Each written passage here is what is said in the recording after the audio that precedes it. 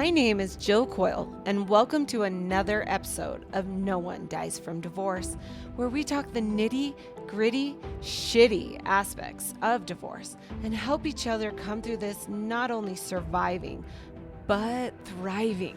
I'm a divorce attorney, and I'm interviewing other experts and people just like you who are going through or have been through a divorce, so you can have the latest and greatest information on all things before, during, and after divorce. Let's dive in. Welcome to another podcast of No One Dies from Divorce. I'm so excited to be here today with my guest. His name's William Sanders, goes by Bill. He's out of Tampa, Florida. And we are going to be talking about the do's and don'ts of financial awareness in divorce. Such an important topic if you are thinking about going through or have been through a divorce. And I wanted to make sure that we had somebody that is in the thick of this, that has this financial awareness, and who has this experience not only on the financial management side, but also on the divorce side.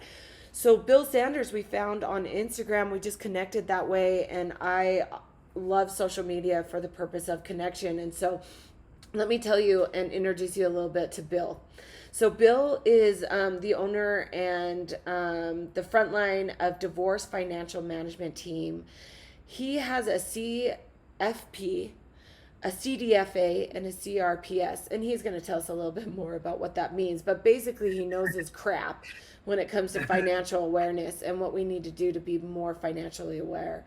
He's an active member of the financial services industry for over 30 years and is dedicated to helping preserve your assets. From divorce financial planning strategies to education funding, Bill has provides a full range of options that can incorporate tax-efficient settlements. If you are exploring the collaborative divorce process, Bill has completed the collaborative divorce training. That's amazing. And to act as the financial neutral during this process. I need to introduce you and connect you to Gabrielle Hartley.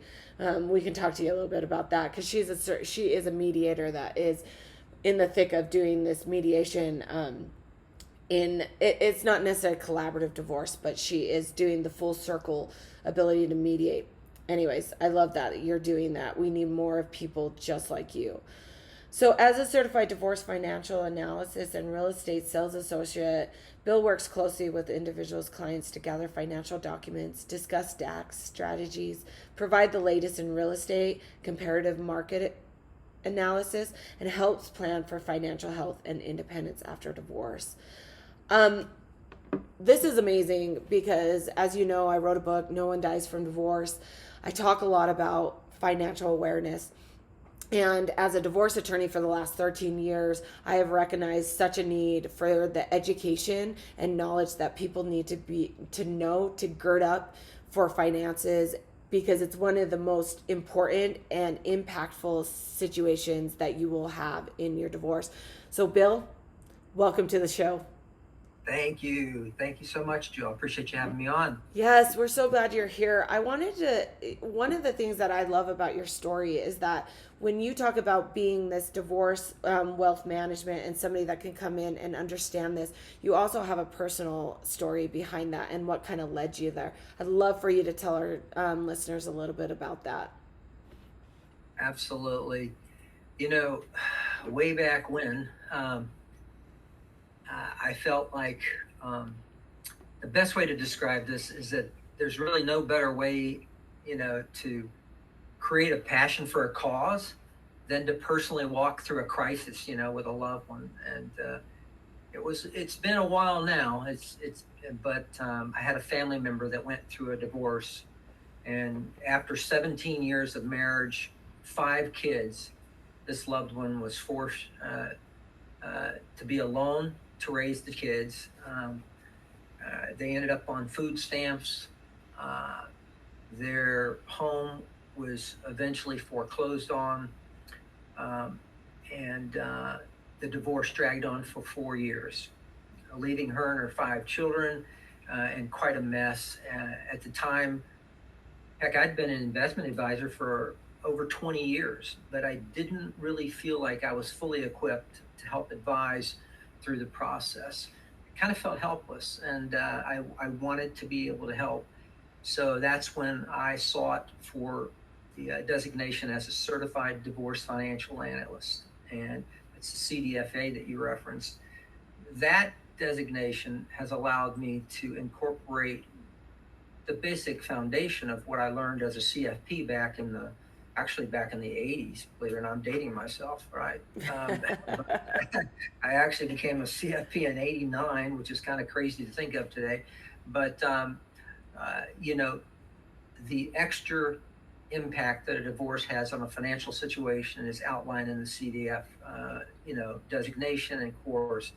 And so at some point, I know we're going to talk more about that, but um, when you have somebody that's close to you goes through a situation like that, it really gives you a passion to want to be an advocate, for someone that's going through this. And many times, um, you alluded to it in our warm up conversation in respect to what happens many times. And I don't mean to be a sexist in saying this, but a lot of times it is a woman that has trusted somebody for many, many years. They have no reason to believe that anything's going to ever change in their life. And all of a sudden they're left holding the bag, trying to figure things out. Right. And so they need somebody, they critically need somebody that they can trust, and they know that has the integrity and the foresight to know how to guide them through this minefield. It is literally a minefield when the finances get complex. There's tax issues, there's all kinds of issues that they have to be concerned about. So either way, Yeah. that's what's given me the passion. I'm here to help people. I don't make a whole lot of money on this side of the business. Uh, People, after I've helped them here, they recognize that they can trust me, and again, there's no obligation, but a lot of times they end up being a wealth management client. Right. So it's not my motivation, but if that's the case, they want to use me there, that's great. If not, I've been able to possibly help them. I always say in the whole purpose of what I do as a divorce attorney is that I want to protect you, your future, and your family. And there's no way that I can protect yourself and your future without completely understanding your financial goals or your financial background of what you have in your marriage. And when you're going through a divorce, clearly you're going through one of the most, like you said, landmines, but one of the most tragic or hardships that you're going to go through in your life. And you're so emotional in that moment that you need people on your team that are going to be able to make those rational decisions, that understand the law or understand the financial consequence to help you make those decisions rationally. So in the end, you're not making some emotional move that is really going to hurt you in the end.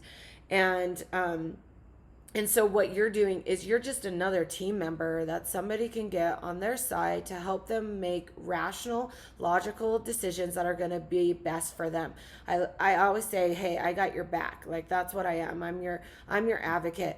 And so what you're doing for that purpose is exactly that. Like, Bill's got your back. He's going to do what he needs to do to help you kind of see beyond the divorce and say, hey, step 1, 2, 3 is going to get you past this and is going to get you in a better situation than you're in right now. But I wanted to say this, Bill.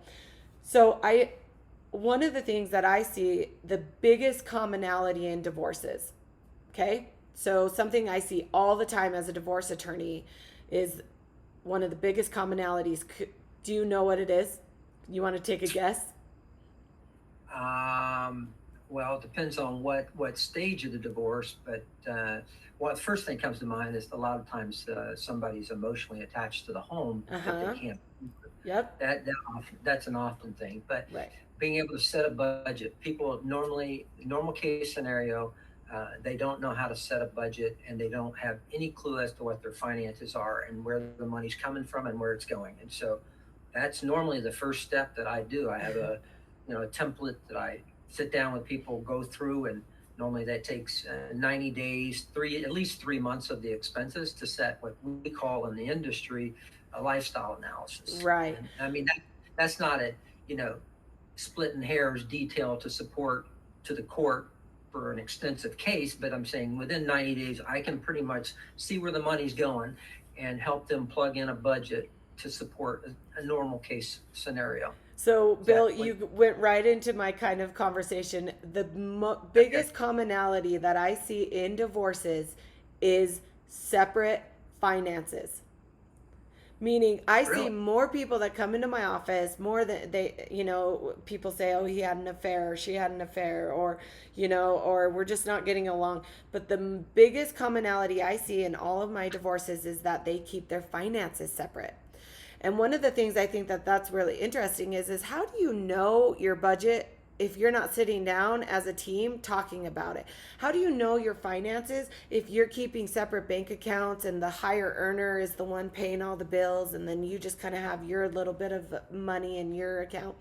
And I think it's so interesting how many people come into my office and say, well, I have no idea where he spends his money because we've never had that conversation. We've kept our finances separate. And That blew me away. it blows my mind because now, Yeah, as a divorce attorney for 13 years, and I've seen over thousands of divorces that I've done, I can't believe that that's the one thing I can say is the most common that I see in the divorces that come in my office. So if I'm giving advice on ways to save a marriage, which is chapter 1 in my book, one of those things is you gotta be a team. You've got to sit down, know your budget, and you've got to be a team in how you spend your money. Because in Utah, especially, your money's my money, whether I know about it or not. So every dollar you make, every dollar you put in investments, every dollar that you put, if you're married in Utah during the marriage, it's my money too. So why would you not want to be able to be collectively on the same grounds of how that money is invested, spent, saved, debt, and stuff. So I love that you said that. So the first thing that let's talk about that. Let's just dive right in about the tips of financial planning. And before a divorce, you nailed it. The first thing they have to do is they have to know their budget. Yes, that actually is part of what we can help people with, and we haven't even talked about yet as far as the financial affidavit. And going through a divorce, we've actually had to assist in that too. I mean, when if you back it up here to the point where and it's just, I see it both ways as far as men or women that in a household relationship where I don't even talk to the husband because the wife handles all the investments and in finances, has a better grasp of budgeting and all that. Well, in the case of like that, where they got a divorce, the husband would have a real hard time trying to put those numbers together. And Right. so in that case, I'm normally hired by what I would call is the underdog. And the underdog needs that extra leg up to get through the financial analysis to make sure what the other party's putting on the document is accurate, and then also be able to arrive at some sense of a budget and what it would cost for them to survive on their own. Yes. I mean, a lot of different dynamics going into all that, because I've actually seen cases now where people are literally living separately in the same home because of the financial crisis and all that. And then also, if you want to try to incorporate separate living condition, then it's an additional cost. You have to factor in all those things. And so again, I totally agree with you on the joint checking account budgeting from a general financial financial planning standpoint, not even incorporating the divorce issue into it. Right. As a financial planner, I feel like, yes, I'm in 100% agreement. Now, again, there's a lot of people that they've been single for a long time and they've had their own little account thing. And my answer to that is, I guess, in respect to the divorce, the people that are shady and they're going to do something to try to hide money from their spouse, they're going to do it if you got a joint account or not. Right. Right.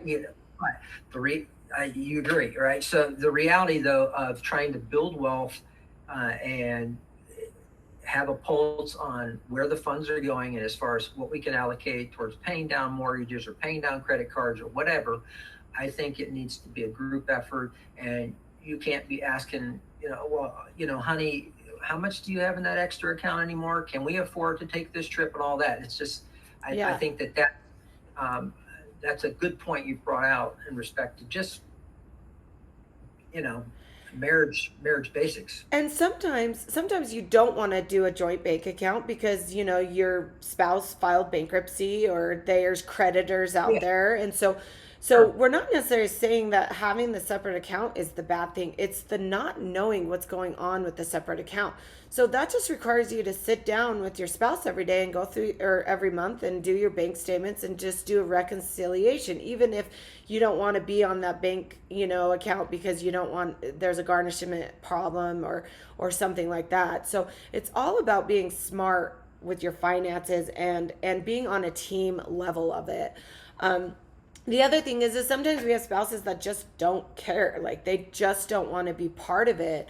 I would say that that's probably my husband. Like he just lets me kind of deal with the finances, and he knows, that his credit card's going to get paid every month. And so one of the things though is that we've made a rule, years ago, that we never make major purchases without each other knowing about it. And so, we don't worry about the day-to-day expenses and what we're spending money on, but we make sure that if it's a major expense, if we're going to buy a car, or we're going to, or I'm going to go out and buy a new couch, like that, he's part of that decision and he's aware of it and he knows it.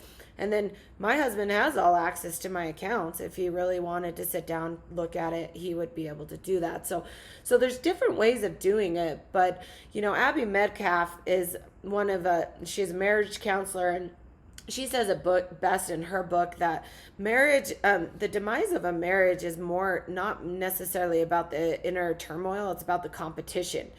And I always say that, I'm like, you're right. If we don't know what's going on in our marriage and we're always looking for the one up or the competition of it, like, oh, it's your turn to, empty the dishwasher versus, hey, I'm tired. Is there any way you could empty the dishwasher today? So when we're looking at kind of that kind of scenario and that situation, it's all about just understanding you're on the same team and you're wanting to be there to support each other. So however way you do it in your marriage is a good way of making sure that there isn't this seeping in of contentment or unknowing and then distrust. And that's kind of, and what I've seen in my divorces is that that's the crack. That's a crack that can end up getting so big that by the time you guys get down to where you're like feeling hopeless, you're unable to fill the crack because it's gotten so big. So just a tip with that. So Bill, tell me, like, when you are so during a divorce, let's talk about that. You have to know your finances. When you walk into a divorce attorney and you're like, I'm getting a divorce, like, the first thing the divorce attorney is going to ask you for is all these financial documents because we need it for purposes of being able to. So tell me, what are some tips to kind of get your ducks in line to get ready to make that move of going into a divorce attorney or being able to prepare yourself through the divorce? Okay. Well, yeah, you got to take a look at your finances, and before embarking on the emotional journey to divorce, you want to make sure that you've prepared properly on the financial side. If you have not been in charge of the family finances, then it's kind of what we were, alluding to before. Mm-hmm. It's going to be very unfamiliar territory. So you want to try to get yourself educated on your finances, before you try to broach the actual pull the trigger, whatever, as far as filing a divorce. But and that's where a certified divorce financial analyst can come in to help and extremely make a big difference in respect to helping prepare you and equip you with the financial knowledge that you may not already have. Yeah. And that's, I think, an important issue that you said that, in respect to, and that might range anywhere from just getting a handle on where the different investment accounts are, retirement accounts, checking, savings. At least get a kind of a balance sheet of where everything is. Mm-hmm. Talk about in business a balance sheet versus cash flow statement. And so the cash flow statement would be more on the budgeting side, Right. which from the standpoint of trying to map all that out. CDFA can also help with you arriving at a budget. But then again, more on the balance sheet would be nailing down the different assets and coming up with that information. So that's an important piece of that. Some of the important documents. I mean, do you want me to go ahead into that? Yeah. Talk about some of the important documents that you feel like you would need to start gathering. Well, to get organized, like at least last 4 pay stubs for both you and your spouse. Mm-hmm.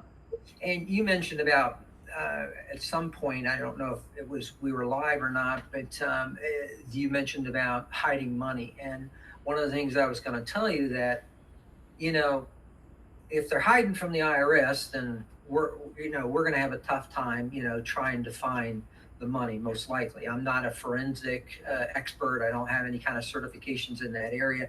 And if it's a significant issue to where you feel like you need to hire somebody on that, they can certainly reach out to me through my website, and I'll be glad to put them in touch with a person that can handle that kind of research. But 3 to 5 years of tax returns should give us a pretty good financial picture of where the assets are. 6 months worth of bank statements for all the accounts in your name or your spouse's name, especially in Utah, where it doesn't matter if the person's name on the account or not, right? Right. So, and if you don't, and I want to, I want to say this too, if you don't know the account number because you're not part of that account, but you know that your spouse has an account at, one of these large banks or, small, whatever, that's information that I need to know, because if your spouse doesn't automatically give you that information through their initial disclosures, then I can subpoena the banks for it. So all the information you can get, whether you can get the statements or not, is going to help us be able to get that information. Yeah. Also, all your financial, like wealth management type statements, at least.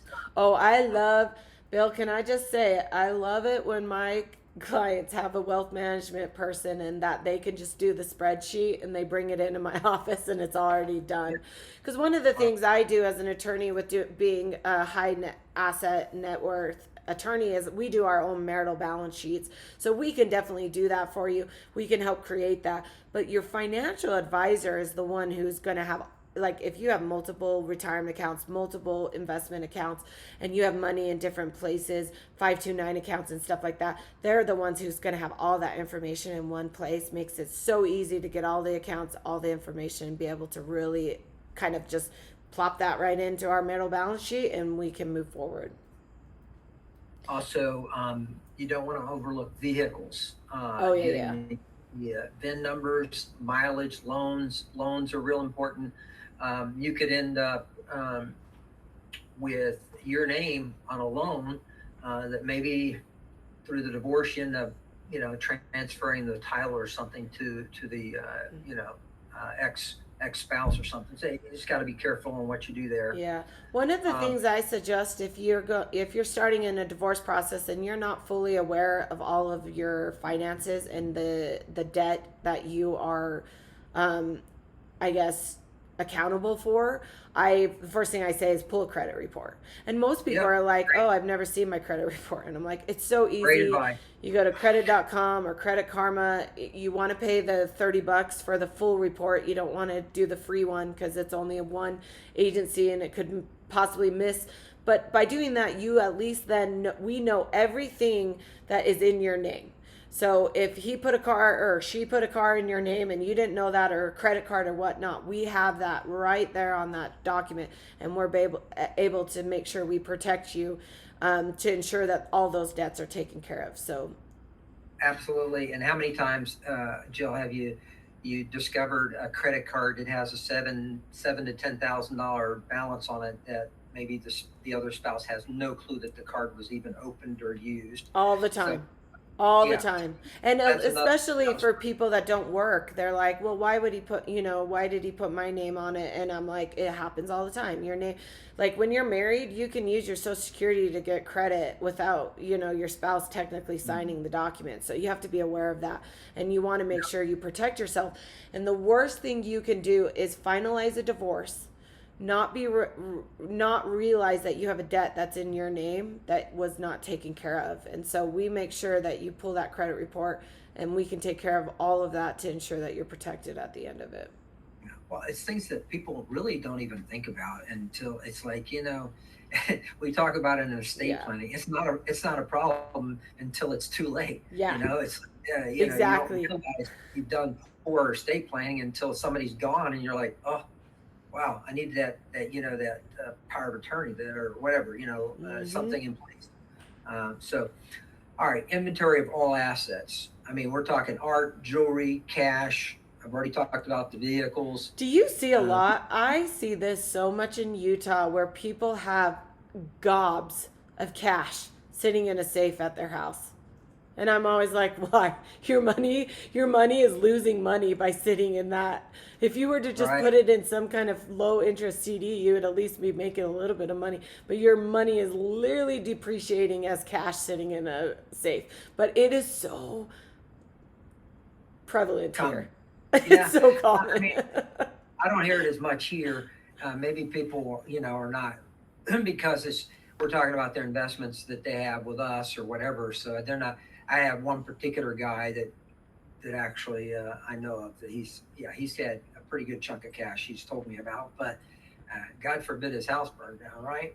Oh my Um, gosh. And the other thing, we see a lot of gold and silver, like precious coins, and we see a lot of that as well. And it's just sitting in a safe at home. And I'm it's interesting. And one of the well, things I guess I should talk about real quick with cash and like precious metals, if they're sitting in your safe at home and you're about to go through a divorce, the best thing you can do is go in the safe and take half of it. Because as soon as that cash is gone, if your spouse takes it, I'm telling you, it is almost impossible for a court to just say, "Oh, well, there was $100,000 in cash. You should get 50,000 of it." If there is no proof that there was cash there, so take a picture of it and take half of it. At least in Utah, you're entitled to half. So protect yourself that way, and just put it in your own safe that you have control over, and then we'll deal with it in the divorce. But you got to protect your assets like that. the next topic would be a hot one, and that is copies of all the insurance policies. Oh my gosh. Um, Can Bill, Basically, can you there's educate real fast our audience on the difference between the life insurances, what's whole life, what's term, and the sure. difference, because I can't tell you how many people just don't understand their life insurances. They think they're always worth money, and I'm like, they're not. They're only worth it if you're dead, which we hope that never happens. So please explain that. Well, there is, what I'll do is I'll just give you a quick basic overview because Mm-hmm. what I have found here recently that there are hybrids of almost all permanent, we call Yep. permanent or life insurance, and then term, is for the sake of its name, is a term, normally a temporary coverage. But I mean, I'm evaluating a family member's policies right now that they have a company that it's annually renewable to age 80. So it's term insurance, but then it carries a little bit of an underlying cash value that helps supplement the premium that keeps going up. So Mm-hmm. I mean, the more complex an insurance company can make it, the more they will. I mean, but before we get away from the issue about the insurance policies, as far as the point I wanted to make about the divorce case is the fact that you want to make sure, one, that if you have an ex-spouse's name as a beneficiary and it's not part of the marital settlement, you want to get that ex-spouse off your insurance policy, and definitely off of as far as a beneficiary. And then also as far as an investment account, your 401k at work, your investment accounts sometimes have what's called payable on death. They have Right. a lot of different for that. So you got that kind of cleanup post divorce. But to answer your question, I'm going to just keep it in two basic categories, and that is term is normally you can get a lot of coverage. I have a partner that's in my practice, a 34-year-old gentleman that is come in as my business partner, and we can get a ton of insurance, on a young person like that for a few $100s a year. So you can buy a lot of coverage for very cheap, and then there are also what's called permanent or whole life insurance, and a lot of variations of that, universal. But for that sake, to simplify it and kind of put it in one of two categories, the permanent whole life carries some type of underlying value. Either it's a cash value Right. that's going to be determined, its growth is going to be determined by the performance of the insurance company, or the universal chassis would have investment vehicles within that policy that is very similar to like the investment Right. choices Right. someone would have in a 401k. So again, without getting too far down in the weeds, just two basic categories. But the other follow-up to that is people forget to cover the alimony with the life insurance policy or Right. a disability policy. So in other words, you're banking the ranch. No different if you were married, you're banking the ranch on the spouse that's going to be possibly providing the financial support. And if that spouse becomes disabled or dies, guess what? You lose your alimony. Yeah. Right. Again, that's another point that we try to bring out and just make sure that people are aware of that, so that they understand that there are some, and you can build that into your settlement. Right. Cost of this. There's all things that they cost money, but the reality is, I don't think you can be too safe on some of these things. Right. And so remember, term life insurance is never worth anything at the time of divorce. It's something you pay monthly. You have to determine who's going to take that policy, and then you have your beneficiary that comes over. It only becomes an event or a payout if that person that is covered on the life insurance dies. Whole insurance is going to be more of an investment tool, vehicle for you to you pay usually a little bit more money, but it becomes more of a savings account.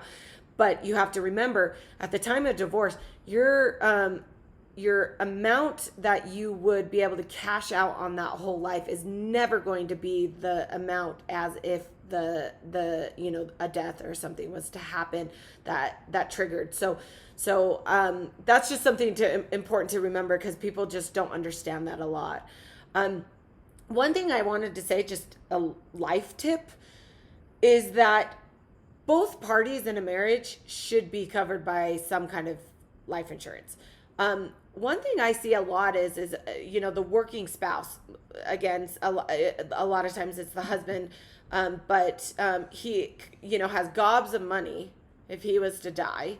And then the mom, who's, maybe she's a lower income earner, or she's a stay-at-home mom, they have very little life insurance on her. And I just want to, for a life tip, you have to look at the value that person has in raising your kids, and what would happen if she was to pass away, and then all of a sudden you have to get full-time care and you're still having to work.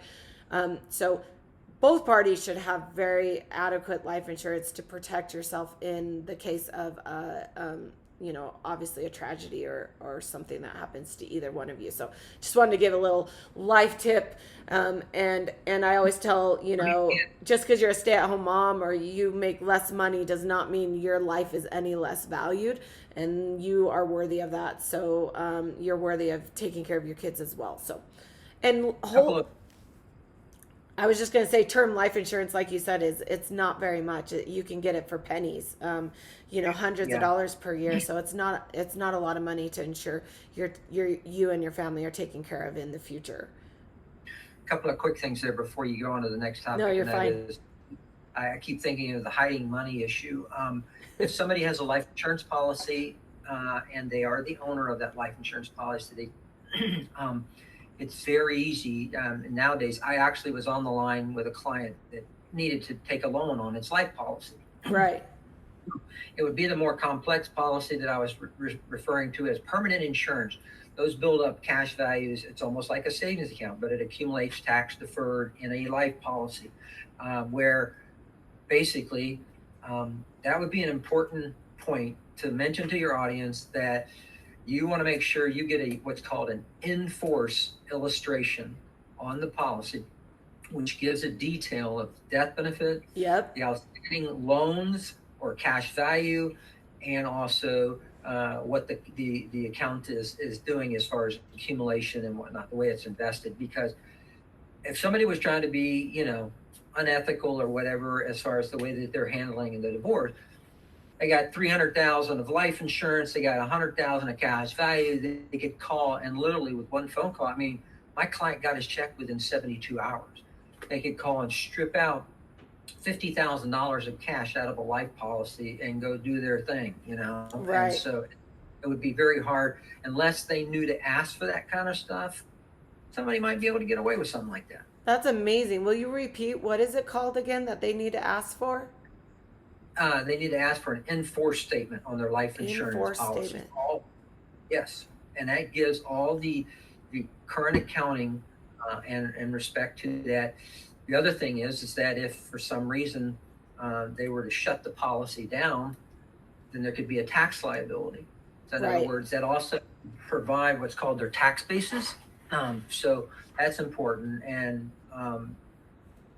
again, there's some similarities there between annuities. I don't want to get too complex and get people confused, but you alluded to it on the front end. The best thing for them is to hire somebody like me. Yes. I'm not trying to sound like a smarty pants.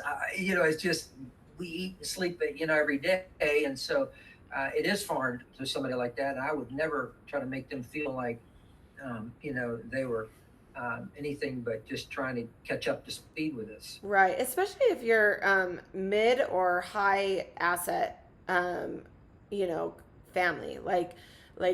It's just important. So moving on to what my next point, my next tip is, I want to make sure people understand that going to mediation or trying to settle your divorce without knowing all of your finances is not smart.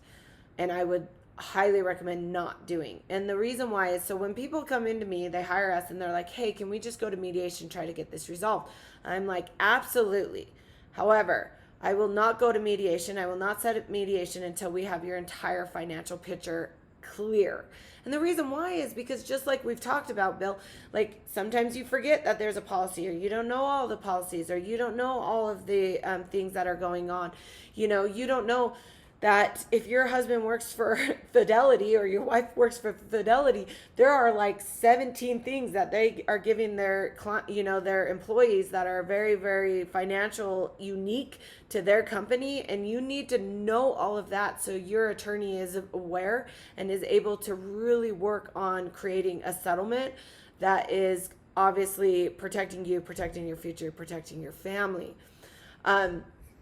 Which is why if you need help with this, and maybe you guys are going through the collaborative. I've read on your website, Bill, you do a lot of collaborative law, which, if you don't know what collaborative law is what they do is that they take a team of people, bring them into your divorce to help well-rounded you get to a settlement. So it's not necessarily you're going through the litigious route. You're now actually going through an ability to collaborate with a lot of other people, a lot of experts, and you're able to then, settle your case. So you do collaborative law. You kind of are, part of this team that helps people get their full financial picture and then helps them work out, settlement proposals. Yes. And then in that case, you're actually considered a financial neutral. And so in other words, you're acting in the best interest of both parties. Right. And that's actually, I really enjoy that. Although, it actually, I think initially it was presented as maybe a more, efficient, more financially, smarter, cheaper. I don't like to use the word cheap, but you know what I'm saying as far as the way to approach it. And to be quite honest, I mean, I've seen the bills and the billing run up pretty doggone high. I mean, you got two attorneys in the room. You've got a mental health professional, you've got Financial financial news. professional. Yep. Yeah, you got 5 or 6 people in the room, and so when you're sitting there, I mean, there's like $1,000, $1,200 an hour of fees rolling, So, Yeah. and I've been True. for 2 and 3 hours at a time.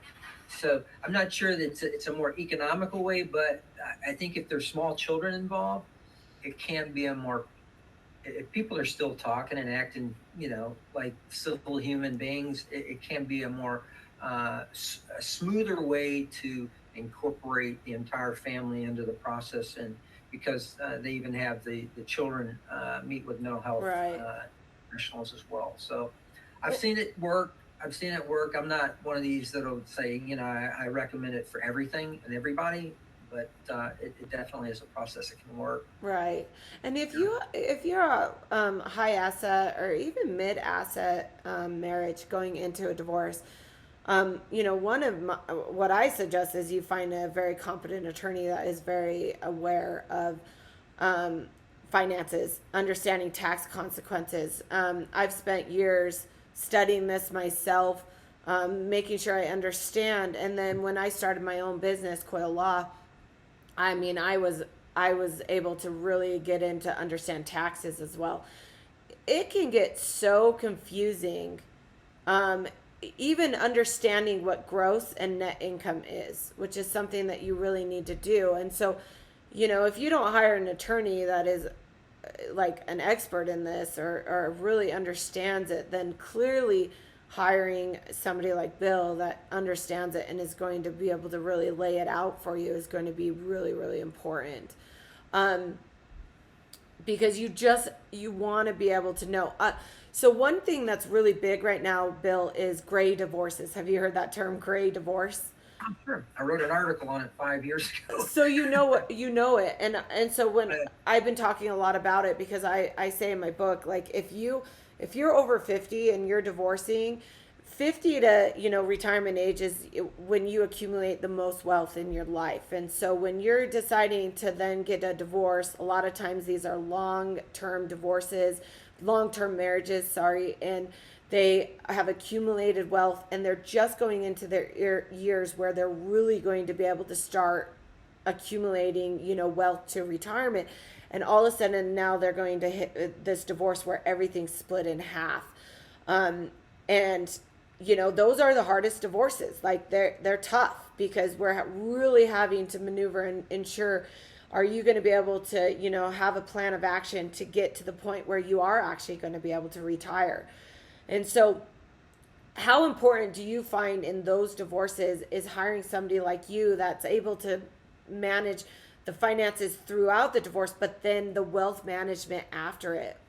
Have you seen that your need just is, I mean, I'm just going to raise my hand and say I feel that's when you are the most important factor in these people's lives. Talk a little bit about that.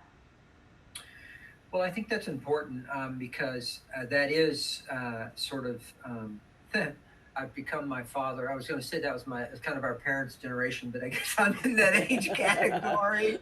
Oh my gosh, I can't believe I just went there, Jill. But okay, so the reality of it is that we've seen. I haven't settled a case yet that had lifetime alimony. Okay, there was a big fight in Florida to try to block that and diffuse it. It hasn't happened, but there's kind of one of three ways that I feel like we can settle, in most cases, and that's it's going to be very heavily slanted towards alimony, or if there's not assets to split. The other case would be very, kind of a front end buyout based on assets. Yep. Here, take this money, go away. I don't ever want to have to talk to you again, kind of attitude. And there is no alimony even, or maybe a very short term alimony, and then kind of a hybrid in the middle there. Let's get them to Social Security age with the alimony. And I've seen, in the cases that I was working on, 8 to 10, 12 years, Right. they've committed to that alimony, and or even to a transition of going through an extra designation, education, or degree to get a higher paid job that they've shown success in the past. They just need an extra skill set that can take them to a higher income level. We've even done that type of analysis where we pay a professional to have an interview and testing and whatnot with the divorcing spouse. And so, again, there's a lot of different variations, but to more directly answer your question, yeah, that's going to be critically important that we set the budget properly for that particular individual. Because what I was laughing about, me being in that generation, is that my spouse, my wife, is an exception to the rule. I mean, she's a realtor and does very well and understands. She's got access to all my finances, and she helps even with my QuickBooks for my businesses, the two different businesses. So it's she's integrated in, and that's a safe haven for me in respect to, keeping us on the same page. But the reality of what is most likely the case is that you have that spouse that is truly kind of shell shocked. They don't know how to handle the finances, and it's so vitally important that what they settle for is sufficient. And so we have tools, financial planning tools, to take a conservative estimate, something that incorporates what's called a Monte Carlo simulation, which is basically, we're not going to say, oh, well, let's just estimate if you can get 3% a year return or 4% a year return. Right. A Monte Carlo simulation takes you through 1,000 different scenarios of the market and the historical data. So it's an expensive process as far as the software and everything, but we have access to those kind of tools that we can sit with somebody that's 64 years old and, has 3 or 4 years maybe before they can collect their Social Security, but we incorporate that. We can show that the Social Security coming in at the age of retirement, gapping it with some, maybe higher alimony until that point, and then phase out and looking at the equitable, just what we call, equitable distribution. You called it a marital balance sheet, but, we start picking and choosing and starting columns as far as what works and what doesn't work as far as who gets what. Yeah. And so, but then based on those different proposals, I can do a financial plan and show them how they can, their money will outlast their life. Yeah. The problem with most people is they outlive their money. So what? So here we are. The parties are divorced, and I send my client to you that just got $500,000. I'm just creating a person. She's 54, and she doesn't really work or doesn't have really skills. She has $500,000. Tell our audience like the secrets that you would tell her, like just a few tips that you would say, okay, this is what you need to do to prepare and protect yourself and your money that you have now from this divorce. Well, some of the I'm not directly answering the question with this quick overview, not to deviate from your question, but just again, things we've already touched on. Right. remove your ex-spouse's names from all your accounts. Establish your own financial identity. Notify all your insurance policies. Get organized. Get your budget set up. That's what I can help them get their budget set up. Write a new will. I put people with estate attorneys and planning and all that. Educate yourself on all this. I feel like that's part of my gift is to bring people through that process, give them their own self-confidence because they've already been so beat down. Right. Process. And so it's really important. And the neat thing about being in the business so long is that I have clients that have been with me for years and years, and it's like I have to force them into sitting down and meeting with me. I'm like, come on, let's at least get to lunch once a year. Bill, I trust you. I know everything's fine. It's right. like, no, it's clients in their 70s and 80s, and they're just like, no, Bill. And even with COVID, it was difficult, but we still did. I've got a 99-year-old client, and her and I Zoom. So that was really, really cool. So, but to answer your question, there's some evaluation of, if I've walked through this process with them, then I will have a lot of data in regards to their own personal financial situation, which would be incorporated into how we get the money invested. Right. If it was a new referral, if I wasn't part of the process, and then like you described, Bill, I want you to help this lady. Or this man just came out of divorce, $500,000. Then there's a lot of information that I would gather, and it's kind of no different than sort of like a profit loss statement and a balance sheet. Right. The profit loss is going to incorporate the funds, what kind of alimony they have, what kind of work, income they have on their own. And we need to incorporate all those different factors. And are they drawing from some of the settlement of the assets to help supplement their income until they reach Social Security, which again is a little more sophisticated design. But we have, so those are different factors. And then we have what's called a risk analysis test. I put people through a process, walk them through this questionnaire, which would give me an insight. For somebody that I don't know, it would give me an insight of what the risk tolerances is. It is interesting, and when you're involved in the case from the start to finish, you get a pretty good reading on what people's risk tolerances are based on their comments, and then you look at the statements, and you can be sitting with the husband and go, oh wow, you're 100% stock at 75 years old. So no, that was her. That was she's been buying stock since she was a kid. So, you find out these kind of things with when you're integrated into the process. But there is an additional layer of to really help become educated about the individual you're going to be working with, that we have implemented, or we have ready to implement when we get a referral. I always say, as a divorce attorney, I get to know my clients so well that I could really be a really good matchmaker, a divorce matchmaker, because I'm like, I know you so well. I know your finances. I know everything about you. I could really find a personality trait that would really work with you. So I wanted to talk about, just pivoting a little bit. I wanted you to just quickly describe the different retirements out there. A lot of people come to me and they're like, I don't understand it.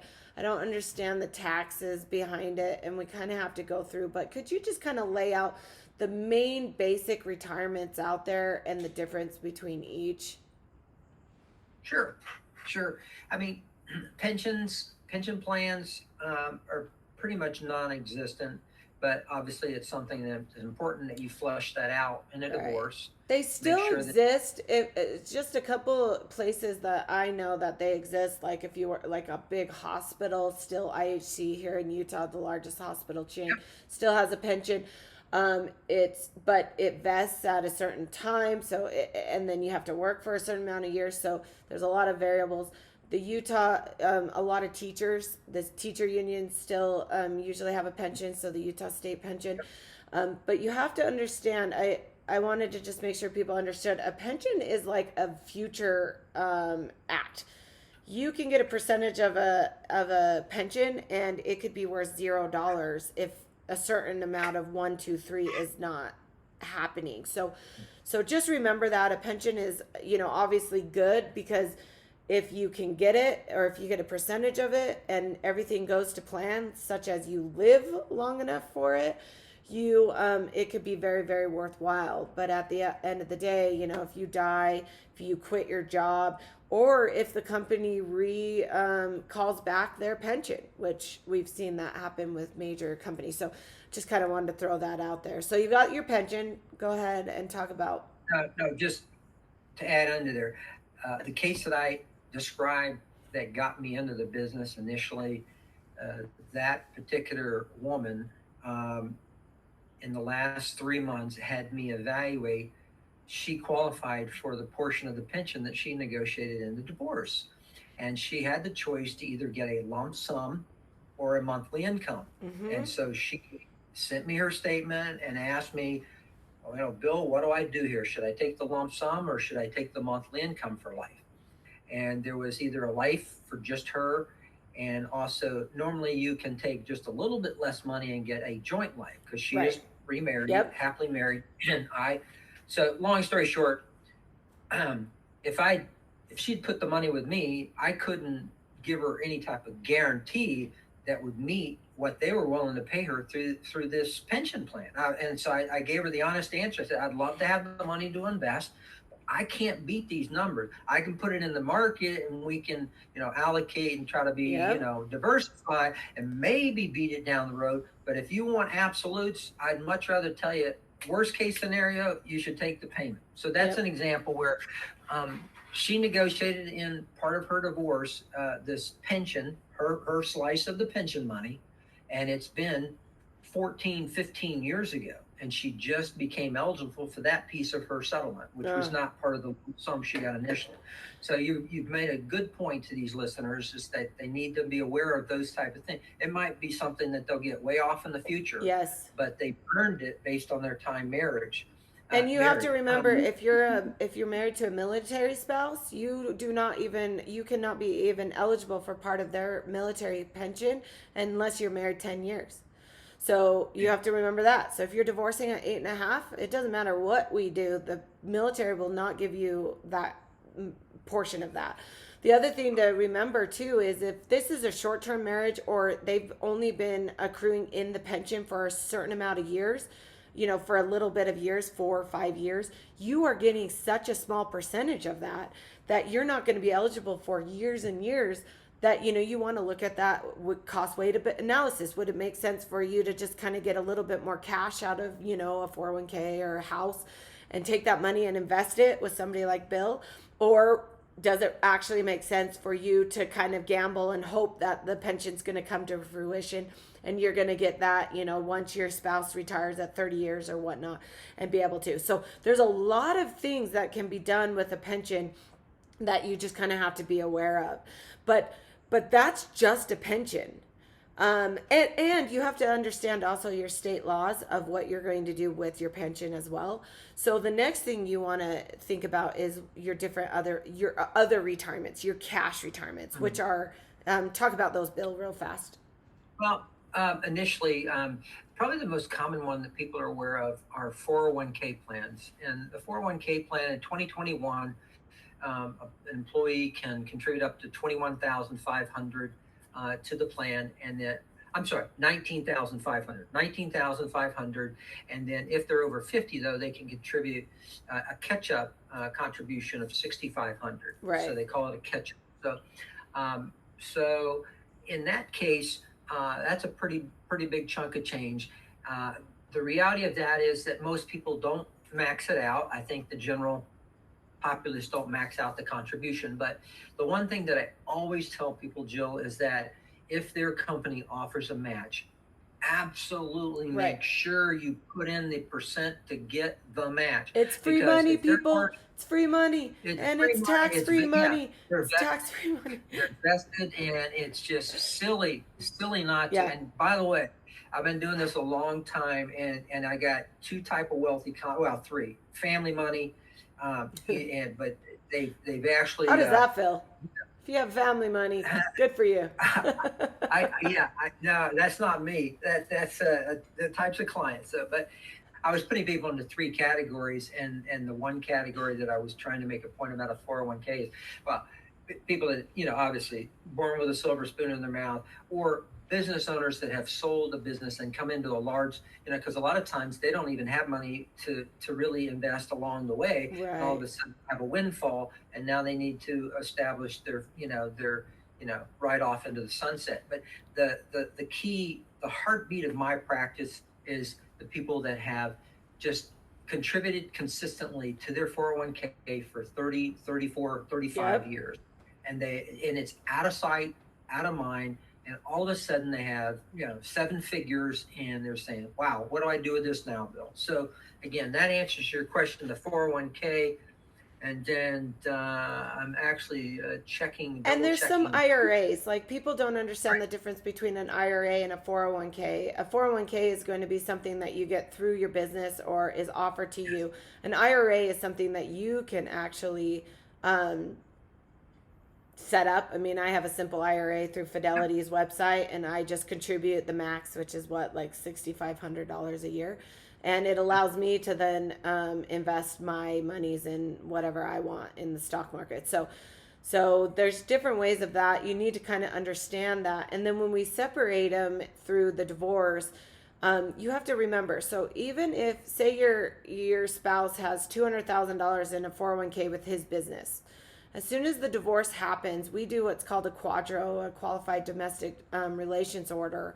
And half of those monies, if that's what the decree of divorce says, will go into an account specifically in your name. And a lot of people then don't know what to do with it because it's just sitting there. And clearly your spouse isn't going to be contributing to it anymore because it's not part of their company and their company's not going to be contributing to it anymore. So that's where people like Bill come in play, because they can roll that over and they can then start managing it for you so it continually to grow. So they can use your money to make more money. And that's the whole purpose of our investments, right? That's the whole purpose of what we're doing when we do retirement planning, is that you want to use your money to make more money. And so if you just let it sit there, a lot of times it comes right out of the stock market. They put it right into just a savings account, and you are not making a dollar on that money as it sits there. You have to do action to it. So I wanted our listeners to make sure that that's where, after divorce, a person like Bill is so important, because they're going to then teach you and help you continue to make money off of your money. Don't let it just sit there. It makes no sense. Also, if they roll it out into an individual IRA and they have earned income, then there would open up an opportunity for them to put future contributions into this same account and grow it further. So right, which is what you want to do, because you want to continually grow your wealth, especially if you're in the gray divorce and you have to be now a contributor to your wealth growth. You can't just sit back and let it it's not going to happen for you. And you want to have a plan to get to retirement as well. Even if you are divorced now and you've split your wealth and maybe you don't make as much money, there is always a plan of action. There's always a way for you to be able to have a budget, meet that budget, and and do a little savings on the side to grow your wealth. So that's a big tip for me, is once you finalize the divorce, know what your money is going to, where it's going to be, and then find somebody to help you grow it. Well, thank you. Yeah, we could use that help, get them going. Just one little extra disclaimer in there. When they're looking at the retirement plan and they're reviewing this, if they don't have somebody like myself and Bob, there are Roth 401ks now, even. Right. Roth 401ks versus regular standard 401k. The difference, people, is the fact that a Roth has already had the tax on it. Mm-hmm. So there's going to be a different weighting that you would put on those dollars that in a split. If there's any horse trading going on where there's a liquidity issue, it may not be just a down the middle. Obviously that may be what they're due, but there are other things that you're trying to coordinate, like equity in the house and different things. So just remember that Roth has already had the taxes paid on it. And obviously if you have to, and there's different parameters for both of them if you have to access funds. Right. And so one of the, I guess we're kind of winding down our podcast. We've got so many things that we could talk about. Like, I guess I wanted to mention real fast, like if you sell a house, you're going to come into a lot of money. You have to understand that, understand capital gains, understand that a lot of it's not going to be taxable. If you have a certain amount of money, though, it could be taxable. But if you roll it into another house, there's so many variables to that. You just need to be aware and make sure that you understand that, so you don't get hit with a big tax burden come tax time because you just did not know. So Bill, I want to end with you telling people, how do you become wealthy? Marry up. Marry. Oh my God. Yeah. I was gonna say, like, invest in Bitcoin, like Tesla, but marry up. Oh, that's hilarious. No, that was a bad joke. Now, it's there's a book that's a little paperback that you can read in one afternoon. It's called The Richest Man in Babylon. Yeah. But basically, what he did was, he's set aside 10%. And, I think there is no get rich, scheme, unless you're one of these smart Reddit kids that, bought AMC or GME,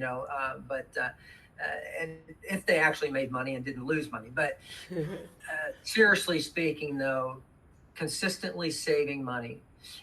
And the reason I highlighted the 401k is because it's out of sight, out of mind. You get your paycheck and it's adjusted a little bit. Yep. And you really don't even notice it. And if you're getting paid once a week, once every other week, it is a fantastic way. I've seen it help so many of my clients through the years to be able to consistently say, because several times I've had people, oh no, I'll just send a check once a month to you, Bill, and we'll save. I want to save an extra 300. I don't have a single. I got one guy paying 50 bucks. Doing that. One guy. It must go automatically out of his checking account. He puts in 50 bucks a month, and he's a 26-year-old young man that's a son of one of my clients, and he's been doing that for 4 or 5 years. One guy. So I'm convinced if you can participate in a company plan and have it taken from your paycheck, that's the core of what I've seen in the way people have accumulated wealth. Right, because just putting it in a savings account is too tempting to spend it. Just like you said, if you can't touch it, it's out of sight, out of mind, but it's still your money. And if you ever do need it for emergency, there's ways of being able to tap into that. But it is the best way for you to know that money is gone, and you're not going to just frivolously spend it. Bill, this has been amazing. Just a wealth of knowledge. I just really appreciate you coming on the show. And I want our listeners to know, how can they find you? Where can they find you? Well, the easy way is if we could promote my website, and that the long name is Divorce Financial Management, but they can go to Divorce FM, the abbreviation of FM, Financial Management. DivorceFM.com will redirect them to my website. There's all my contact information. My phone number is 813-448-3668. That's the divorce line. And so 813-448-3668. And that comes straight to my desk. And I do offer a 30-minute consultation to kind of get a handle on where they're at in the process, see if they feel comfortable with me, and that we can, move forward in the process. And Bill, can you talk to anybody anywhere? Yes. Yeah. I'd prefer the U.S. That makes sense, but anywhere in the U.S. can, the good thing about the tax laws and stuff, they're pretty universal, unlike the divorce laws that are very, very different. So not only talking to Bill is really important, but make sure you also find your attorney, do your consultation, and know your law for your state. I know Bill puts that on his website as being one of the most important things to gear up for divorce.